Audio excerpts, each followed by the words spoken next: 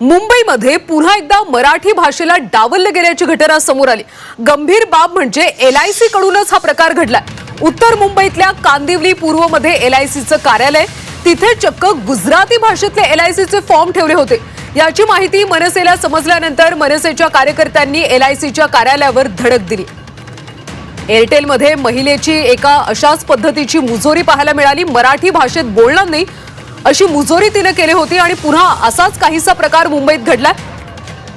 LIC कडून हा प्रकार घडल्याचं कळतंय। उत्तर मुंबईतल्या कांदिवली पूर्वमध्ये LICचं कार्यालय आणि तिथे चक्क गुजराती भाषेतले LICचे फॉर्म ठेवले होते। याची माहिती मनसेला समजल्यानंतर मनसेच्या कार्यकर्त्यांनी LICच्या कार्यालयावर धडक दिली आहे।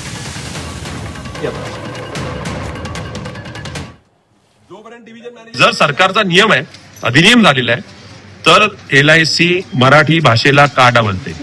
यांचं असं म्हणणं आहे की डिव्हिजन ऑफिस मधून फॉर्म आलेले आहेत। मला डिव्हिजन ऑफिसची माफी पाहिजे, डिव्हिजनल मॅनेजरने यावी आणि इथे लिखित स्वरूपात माफी महाराष्ट्र मागा, आमचीच नाही संपूर्ण महाराष्ट्राची माफी मागावी। कारण हे प्रत्येक वेळ होतं। काल तुम्ही बघितलं एअरटेलच्या गॅलरीमध्ये काय झालं। प्रत्येक ठिकाणी जर मराठी भाषेला असं डावलणार असेल, महाराष्ट्र नवनिर्माण सेना खपवून घेणार नाही।